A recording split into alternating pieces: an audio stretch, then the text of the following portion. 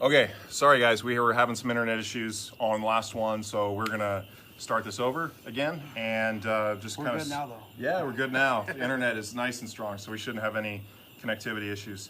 So we were covering mBot a little bit. Of had the pleasure and privilege to be out here and working with David on the arbitraging platform. So it's been really interesting.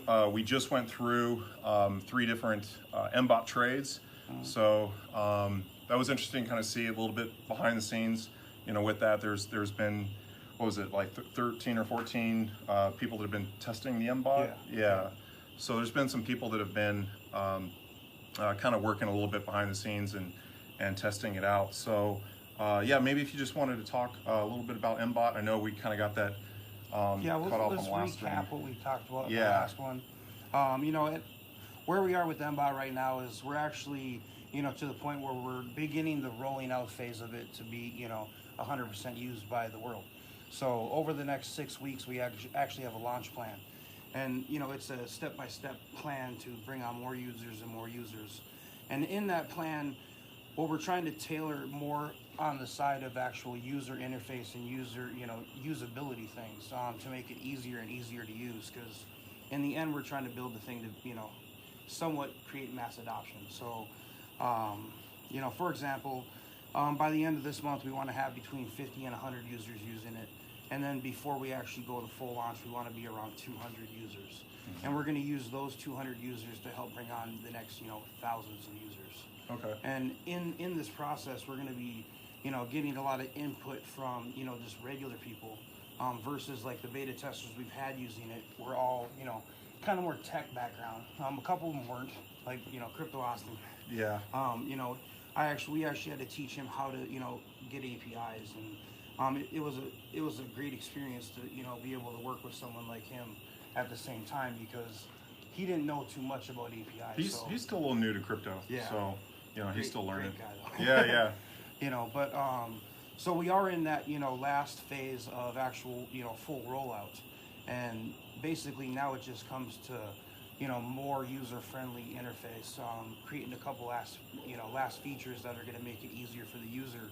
But when you talk about functionality, the functionality of the bot is already done. So yeah. So that's been kind of interesting to see that. That's like, like for those of you guys who've been kind of following me, like I typically am looking in different platforms that are kind of offering something that we're not really seeing in the space, and that's what's been really encouraging to see with this platform is the ability to kind of get in there and interact with all of these different exchanges and have the ability to the speed of the transactions, kind of making them and being able to follow them like through the different exchanges and pretty much seeing everything on the blockchain. It gives a little bit more validity to this type of technology that we're going to see. And so like the arbitraging platform is really the first successful platform doing what it's doing. And so that's why it's really interesting to see, and it's just, seeing the development. And you're seeing this also play out in the market. So like one of the things that we've kind of been noticing is, everything's really been tanking, and we've seen this at different times. And some of these more innovative platforms like arbitraging are still holding, steady with their price, like during the same time when we're seeing a lot of other major altcoins really suffer and take a huge hit. And the one thing you want to look at is the ETH value of the coin. Like over the last months, we've gained ETH value to the ARB coin, and it's gone up and gone down, and that's natural.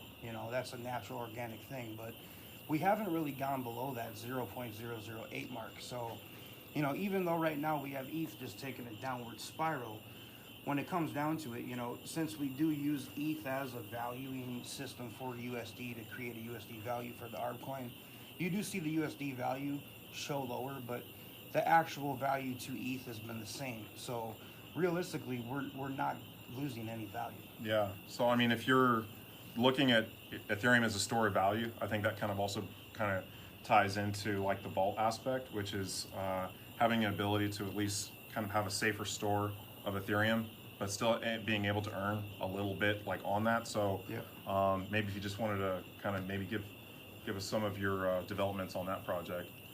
With the vault, basically, on my live stream, I had, said that I hoped we could get it out within, double-digit hours. What we did was we actually took a little bit extra steps in the security, and we got it audited by a couple more, good Solidity coders. We'll be able to, share audits, and people can look at that more in depth as well. The code is definitely not going to be something that's hidden to the world. It'll be right on an ether scan, and you'll be able to see that as well. But we wanted to just take a couple extra steps to make sure that, it was going to be as safe as possible for everyone using it. So we took a little bit of extra time just to make sure that, we're, crossing all our T's and dotting all our I's. But now we're really talking soon. Yeah. So, Yeah. I just got to, I showed you the code, and it's actually a really short and sweet code. Yeah, which makes it more secure. Yeah. So it's it's interesting, like seeing some of these developments and some of these more innovative platforms. I know there's been like a few other projects you've been kind of working on. Did you want to talk about some of those, or?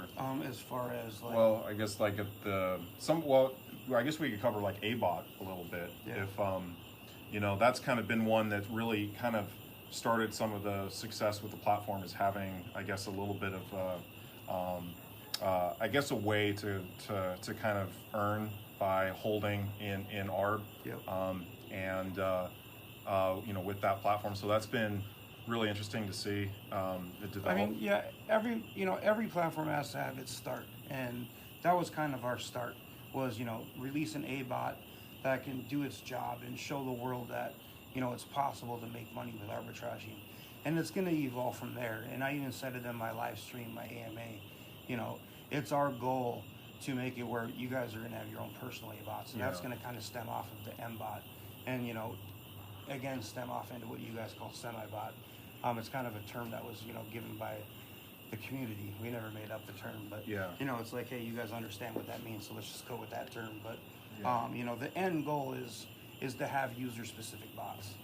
We want to have personal bots, personal mBot, because in the end, that's what we're here for. We're here to make bots. So the personal bots, would that be something where you'd be able to kind of dial in like your risk tolerance, or what are going to be some of the differences? Yeah, we're going to try to make that as as easy as possible, because the number one thing we always want is ease of use. So it'll have basically just a couple different selection tools of spread opportunities. If you want to set your bot to where it'll pick up any trade in between 1% and 1.5%, it'll do that. Or if you want to tailor it into 1.5 and above, it'll do that. So you'll be able to actually, set your own risk factor. Yeah. There's just I'm really interested in the platform just because I've been kind of working a little bit in this area, and there's been, some interesting developments, and the idea of kind of like earning by taking advantage of different positions in different exchanges, whether you're trading, whether you're getting into arbitraging, whether you're having different strategies with holding. There's so many different ways to earn in cryptocurrency, and I think those are some of the things that are interesting to kind of look at, especially like in some of these down markets, where there's still opportunity. So I think the best platforms out there are able to bring an opportunity in the worst of markets, and that's kind of what we offer. And you could see that just even looking at mBot when we were making a couple trades.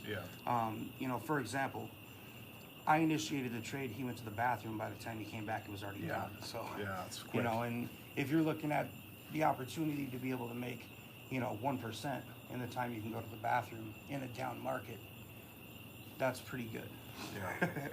Let's check in with the chat a little bit, see if there's any. I'm actually a pumpkin. I identify myself as a human, so thanks. Kinetic, mBot is about to pay me. How are we protected against centralization and government interference? Is that something maybe we want to get into? I mean, I've talked about that a lot, and I even discussed that in my AMA. Our main goal into the future is bringing, the bots onto a user level, and having those be, at one point downloadable. So you'll actually be able to use those on your own computer, on your own network, with your own exchanges. And realistically, it's just like you've seen, like it'll be like a profit trailer or something like that. So in the end, our main goal is to transition into having it be user based, specific. So that way, there's actually really nothing that, you know, they could even, like SEC government or, you know, any kind of anything could, you know, crack down on, because we're offering bots. Yeah. You know, but that's always a focal point. And me and him spent a couple hours just talking about, you know, the possibilities of that, and you know what you have to do to protect yourself along the, you know, the way there. Yeah. I think, you know, it's something we always have to worry about and focus on, but you know, there's many things that go into that. So, you know, you can't just say one exact thing. It's a lot. I think a lot of times, like from the government or regulatory standpoint, like their ultimate goal is to protect people. Like they're trying to, you know, I guess vet certain programs that may be harmful. So, you know, there have been some issues and platforms with that in the past, and I think that has added a little bit to some of the uncertainty in the cryptocurrency space. So, I mean, I think I'm trying to my focus, at least in the last several months, you know, with kind of some of the different topics and platforms that I've been covering, are a lot of more innovative platforms that we're seeing in the space that are offering opportunities in this bear market that doesn't look like it's going to be letting up anytime soon. It's hard to say. I mean, I didn't expect us to be this low right now, but who can really expect anything when, you know, the market's really pushed by a lot of, you know, human emotion. You know, you can't predict human emotion. So, you know, that's where mBot comes into play. We don't actually work on predicting human emotion. We focus on, you know, exchange competition and, you know, the fight for user base. And that's where you create spreads in between exchanges. So, you know, and that's kind of when I built mBot, you know, I said, let's try to focus on one guarantee in crypto. And that was about the only guarantee that I could find. So so I mean, you've also had some pretty awesome people, you know, that have kind of been working for you. Like I had the opportunity to meet up with Nigel in the Philippines. So I don't know if there's like maybe some different people you kind of maybe wanted to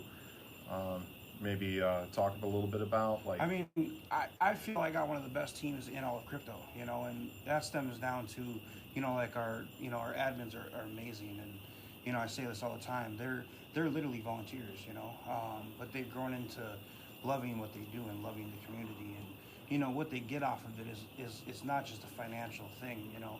Of course, they're all you know, right in the appreciation of the token just like anyone else, and you know, them being hands-on with the project kind of, you know, makes them feel like, you know, they're part of the growth, and they really are. But you know, I gotta, you know, again, give it up for my development team. Without them, we would be, you know, nowhere. I feel that I literally have one of the best development teams around. So you know, we're doing things that people say is impossible, and we're gonna keep doing that. That's just what, you know, like, I don't know, to us it's not impossible. It's just, you know, it's work. But you know, there's certain things that we had to do to teach ourselves how to make it possible, and it was a lot of you know, thinking outside the box. But you know, beyond that, I really have to thank the community and, you know, people like you that are out there, you know, talking about it and actually, you know, going extra steps to try to show people what's, you know, what to look for, you know, what's real and what's not, and how to, you know, pick out something that's actually trying to help the, you know, the crypto space in general. So I can think all day, but it comes down, it's just every part is just touched me, you know, in so many ways that I'd have to sit here and thank, you know, 1,000 people. Sure. It's interesting to just kind of hear like some of the teams and some of the people that are involved, and some of the processes that kind of go on behind the scenes. So let me check in with chat a little bit. This is David. I met in person. No acting for the camera. Nope. So we have. You were here, right here. We cooked food here. Yeah, I mean, there are, you know, definitely some people that have been very enthused with the arbitraging platform, because it's offered them, you know, a kind of a different element of getting into cryptocurrency. And like, you know, we've talked a little bit about some of the developments that have been happening, and people getting interested in this project, associations and whatnot that are interested in the growth potential. So there's definitely some opportunity that we're starting to see, and I think we're starting to see more people that are opening up to like platforms like this, as opposed to, say, getting into like the altcoin market, or just kind of being more of like a Bitcoin maximalist. Yeah. And there's a lot of opportunity in crypto. So I keep seeing people talking about a neck tat. I do have tattoos, you know, I'm sorry. Yeah. You know, they're from back when I, you know, did hard work construction back when I was in my teens, and yes, I do have a couple tattoos. Yeah, tattoos are becoming more common in the States. But they're not gang related. They're Let's see here. I'll go back here a little bit. With ETH is so low, is it a good time to get in? You know, I think that, you know, we haven't seen these prices since November. Yeah. Honestly, if I were going to go into ETH, it would be a good time for me. But, yeah, I mean, like I don't see any better time. Like if you do have like fiat on the sitting on the sidelines, and you're looking to kind of get into some different projects, like, you know, ETH took like a huge dip. Like when you're seeing it down to 250. Like I know some people are like predicting it's going to go even lower. I mean, it's really low right now. So I mean, I really kind of see it bouncing off of this, and we've seen it come up a little bit to 280. Well, it actually went to 304. Okay. What I saw, maybe 306, I think, and then it came back down a little bit. But you know, that volatility is something you can cash in with this platform. So like, especially on some of these different, you know, high volatility days. Yeah. So with those different spreads, like that's going to be a lot of room for opportunity.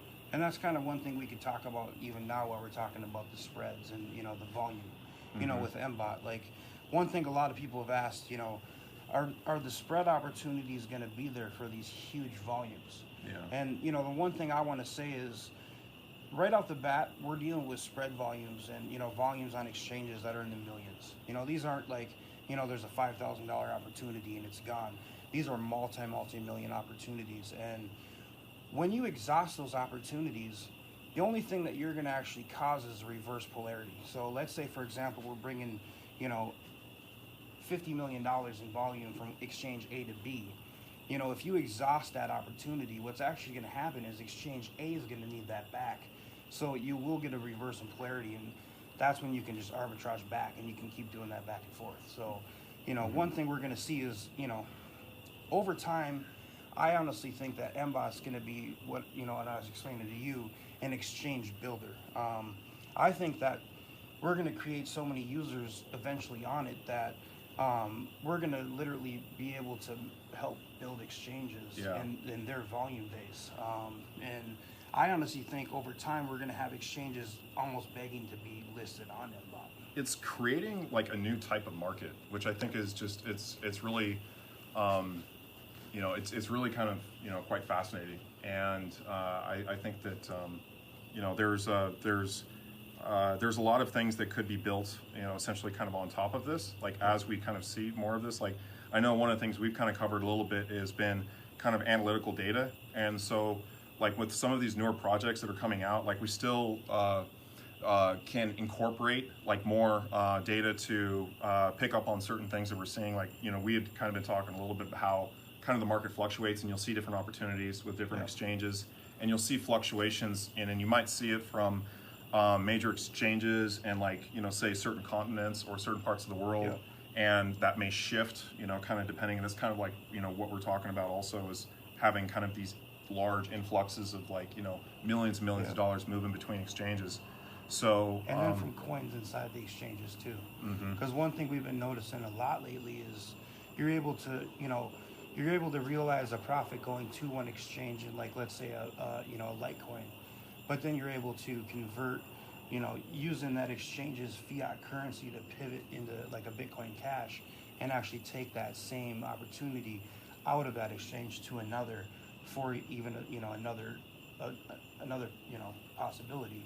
And you're actually compounding that step in the process. So you can actually make it into a circle. You can start on, let's say, Kraken, and go to BTC markets, you know, with one coin, switch to another, come out of it, and go back to Kraken, and you created a double step, which was actually a, you know, a compounding step at the same time. So you can turn your, you know, 2% into 3%, and then keep doing it. Yeah. There's, I think like I've been trying to kind of like show this a little bit, and I think like there's been like some automated like trading software that we've seen. So like I've talked a little bit about mBot. There's been Profit Trailer. There's mBot. So there's a little bit of like some of the automated software that we're seeing that can kind of play in the market. Arbitraging kind of has its own sauce and kind of what they're doing. So yeah, we kind of developed our own thing. Technically, we kind of went into an area where people said it was impossible, and I talked about that earlier. We didn't say it was impossible. We just figured out how to make it happen. But what we're doing is really new. Are we going to have competitors in the future? Of course, because they're going to figure out that it actually was possible all this time. And there's been some people that have been trying it for years. I guess they never succeeded, but luckily they didn't. So here we are. But it's definitely a new venture. What we're doing has not been done before. So a lot of the processes that we're going to see over the next year are going to be learning curves. Like with volume and liquidity, inside of the actual arbitrage spreads. But I honestly don't think that we're ever going to run out of them. And I got to see a little bit of like the vault like interface. Like there's kind of like the marketing element, that kind of goes into it. So there's with like the vault and some of these other like Ethereum-based platforms, you're seeing more of kind of like a dashboard. It kind of interacts like a dashboard. It tends to be pretty responsive, and also it's kind of picking up like it may interact with your MetaMask. It may kind of interact with like some of your different accounts. So, but I guess like the marketing element might be kind of like interesting. Do you have kind of like, I know there's been kind of like we just recently were kind of seeing I guess a lot of YouTubers were have kind of so we had Crypto Austin and Adam Hole from Australia that came out. But well, we do have some marketing that's starting up Q4, and that's going to be happening in September. And a little bit of that marketing is going to go into some of the vault marketing, but a lot of that marketing we kind of want it to be more organic, and just the simplicity and innovativeness of the vault itself is going to push a lot of people to learn more about what it is, because we're actually creating like you had said like it's like a banking system, but it's basically the first contract out there that's safe. Once you go into it, you can't lose from that point. So that on its own is going to be talked about, and some people will talk good and some people will talk bad, but to each their own. Everyone has their own opinion, and you have to respect that. But in the end, it's going to be the first contract that's actually out there where it's a non-loss. You pay an entry fee to get in, but after that point, you do have a safe, secure spot to store Ethereum. So. All right. Well, let's see here. We've been on about 23 minutes. We'll probably stay on for maybe another 4 or 5 minutes or so. Maybe take any last questions to see if anyone else has got. Just so people know, we haven't been reading the questions. Yeah. If you guys are asking them and we're not answering them, I'm sorry, but we don't have a big, huge setup. We're just we're on Clover's phone here. So. Yeah. I just run off the cuff here. How dependent is the ARB platform on the value of ETH? If ETH were to go to $50, $50 to $100, would ARB still be sustainable? I mean, it would still be sustainable because it's going to keep that ETH value, and if ETH did start dropping more and more, I would anticipate the actual value to the ETH token, or the ETH value of the token to go up. And it is our goal in the future to not be dependent on the ETH value. So take that how you guys want to, but ETH is a great starting spot. We didn't want to try to reinvent the wheel with the blockchain until we had all of our other things lined up. It is being traded to Bitcoin, at least on CoinExchange. Yeah. So, like, at least tying it to different pairs. We could tie it to different pairs. Yeah. So, like, I've seen, like, you start seeing it with Litecoin, Dogecoin, or just kind of we could even tie it to Tether if we wanted to. Yeah. But even that, just trying to bounce around and tie it to another thing is, in my philosophy, it's putting a Band-Aid on it. And in the end, the best step is going to be to tie it to itself. So let's see here. I really, what I need to do is get like a moderator on here so you can shout out some questions. Well, No we're not going to talk about the negative YouTubers. They don't deserve any So, comments. C&D, this remove the stigma of lending. So remove the referral option and remove the stigma of lending. Well, removing the stigma of lending isn't going to have anything to do with the referral option, because even some of the best bots in the world have those. Yeah. Removing the stigma of lending is going to be user and bots. Mm-hmm. You know, once it's all on your hands and you're doing it on your own exchanges, you remove the stigma of lending. Yeah. You know, and even though it's not lending, period, that's the one thing that's getting us definitely separated in the long run, is having user-specific bots that you control, and it's not, you know, going on liquidity pools or anything. It's just what you do with it is what you do with it, and that's what you do with it. Yeah. So there's a lot more user control, you know, with it. So our blockchain, coming out with your own blockchain, that might be an interesting development. That's down the, you know, something that's definitely a future plan. Yeah, that could be something to consider. I mean, there's we don't have any time frames on that right now. Yeah. I guarantee you that, you know, we could do it. Yeah. Rough idea on date for the vault? Very soon. Very soon. All right. I can't give you guys an exact date. I don't want to have any monthly favorites, but I would just say now it's actually very soon. We're all green lights go. David mentioned the future possibility of our own user bot. What is the target time frame? So we're kind of talking about, I guess, the personal A-bot. Personal A-bot, I want to do that sooner than later. You know, I'd hate to put a time frame on it, but I can let you guys know that I'm bringing my dev team to work with me hands on hands for, you know, up to 90 days to get that done. Yeah, that's actually like a really interesting thing. So they're coming from another part of the world, and they're going to be coming here to America, and like 60 to 90 days. We're excited, man. Yeah, that's really cool. We're gonna have 60 to 90 days to work hand in hand and get that done. Because most of the communications you've had has kind of been like video conferencing. Texting, but you know, they speak English. You know, it's not like, you know, they don't speak English. They do, but a lot of it has been, you know, through video conferencing and, you know, text chat. But we'll actually be able to work hand in hand, and I think we'll be able to get a lot more done in those 60 to 90 days than we've gotten done in 180. Yeah. So.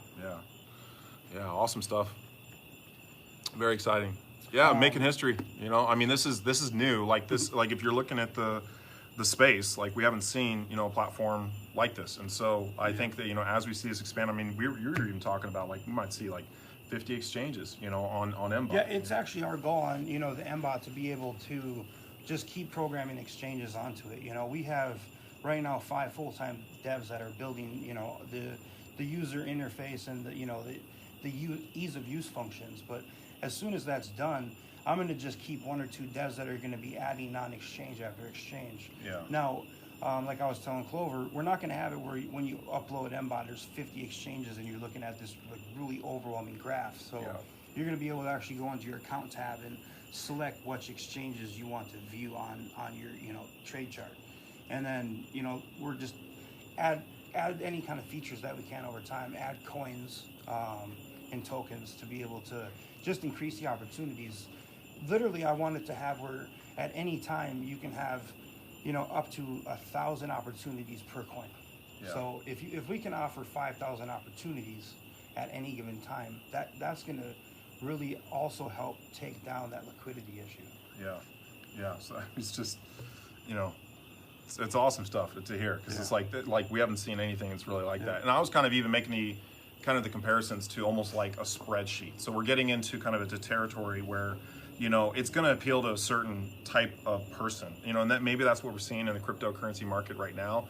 Is we're seeing a lot of people that kind of bought in after this, you know, big bubble, and it's just been slowly kind of, you know, declining, where we're getting more into people that are really like crypto people. And so, like, you know, the platform may be a little bit intimidating, you know, from a standpoint to perhaps like a maybe someone that struggles with English, or somebody that is kind of new to cryptocurrency, and there's a learning curve. So like, I think the best way that, you know, we talked about trying to combat that is to make it available in as many, you know, fluent languages as possible, and, you know, create the overall best, you know, user tutorials. And over time, keep trying to, you know, make it more friendly to use. Because the one thing we don't want it to be is overwhelming. You know, at first it's going to be overwhelming just because the fact of it is a new thing. But I think, you know, working hand in hand with the users, we can definitely figure out something that's going to be, you know, the easiest to use thing in the future. Yeah. So maybe take one more question, and I think we'll call it a stream. Let's see here.